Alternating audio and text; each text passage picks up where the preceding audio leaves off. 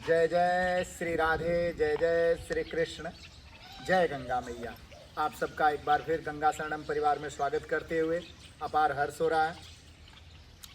बहुत सारे लोगों का फोन आ चुका और बहुत सारी बातें हो चुकी जन्माष्टमी को लेके। जन्माष्टमी का जो पर्व है वो एक महत्वपूर्ण पर्व है और सनातन धर्म के आधारात्मक आधार जो हैं आनंद कंद भगवान श्री कृष्ण चंद्र, उनके अवतरण का पर्व है। और मेरा मानना है कि सनातन धर्मावलंबियों को भगवान श्री कृष्ण से जीव मात्र के प्रति प्रेम सीखना चाहिए। भगवान ने यहाँ समस्त जीवात्माओं के कल्याण के लिए नाना प्रकार की लीलाएं किया।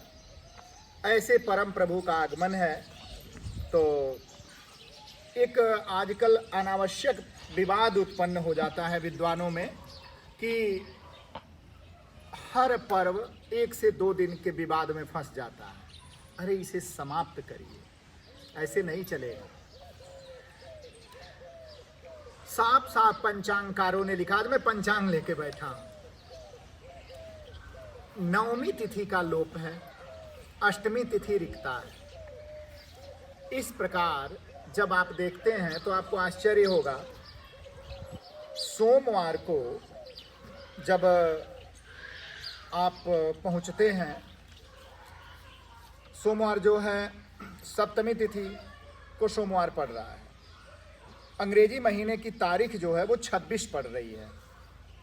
भाद्रपद कृष्ण पक्ष की सप्तमी तिथि है।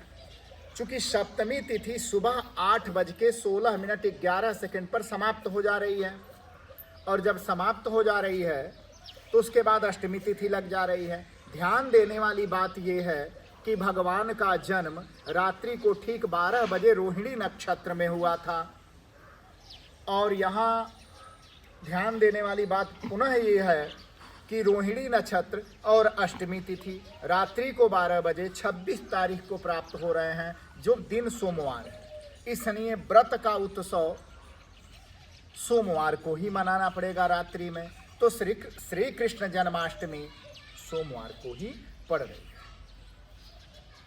क्योंकि मैं पुनः कहना चाहूँगा कि तिथि सप्तमी उदया तिथि है, क्योंकि दिन में 8:16 के बाद अष्टमी तिथि प्रारंभ हो जा रही है। और उस दिन जो है कृतिका नक्षत्र रात्रि को 9:03 और 59 तक रह रहा है। और फिर उसके बाद जो है रोहिणी नक्षत्र प्रारंभ हो जा रहा है। तो आप ध्यान देंगे तो आपको आश्चर्य होगा कि उस दिन रोहिणी नक्षत्र जो है भगवान के जन्म के समय प्राप्त हो रहा है। इसलिए जो है जन्माष्टमी सोमवार को ही मनाना श्रेयस्कर है। दूसरी बात मैं बता दूं कि 2 पर्व क्यों होते हैं। भगवान के अवतार के बाद भगवान का अवतरण मथुरा में हुआ था और भगवान का प्रस्थान बाबा वसुदेव जी के द्वारा नंद राय जी के घर कराया गया।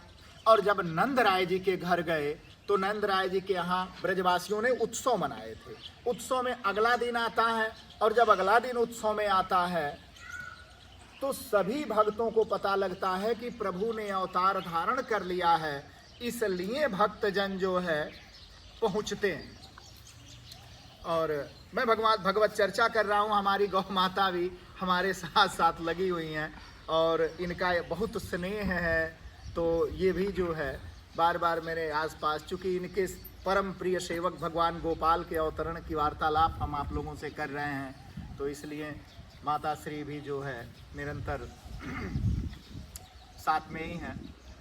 तो मैं ये बताना चाहूँगा कि इसीलिए वैष्णव जन भगवान के अवतरणोपरांत उत्सव मनाते हैं, भगवान के जन्म उत्सव में शामिल होते हैं।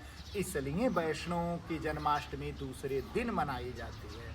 और समस्त गृहस्थ जन, समस्त भक्त जन, समस्त प्रतीक्षारत जन जन्माष्टमी जब रोहिणी नक्षत्र और अष्टमी तिथि का मिलन होता है मध्य रात्रि में, तो उसी काल में मनाते हैं, जो इस बार दिन सोमवार 26 अगस्त 2024 को प्राप्त हो रही है। और इसलिए श्रेयस्कर है कि आप सब इसी दिन इस पर्व को धूमधाम से मनाएं और भगवान के अवतरण का जीवन को धन्य करते हुए लाभान्वित करें अपने आप को।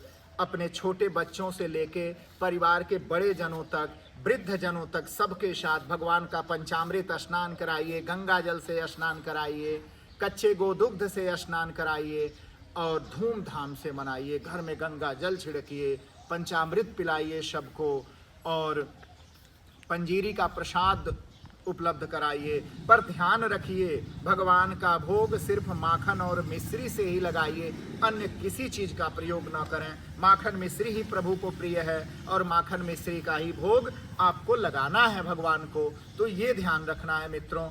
और आप सबको बहुत बहुत कोटि से धन्यवाद, साधुवाद। और मुझे लगता है कि आप सबके मन में यह बिल्कुल साफ हो गया होगा कि जन्माष्टमी कब मनानी है।